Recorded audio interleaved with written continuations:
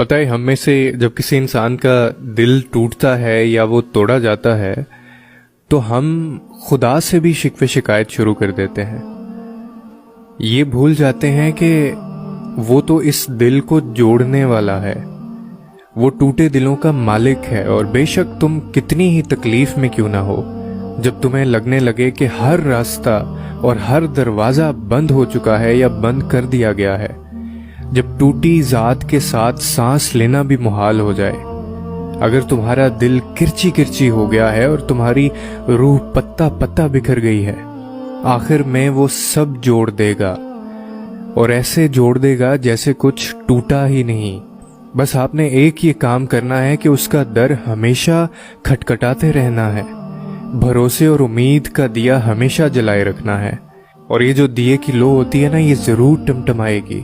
مدھم بھی پڑ جائے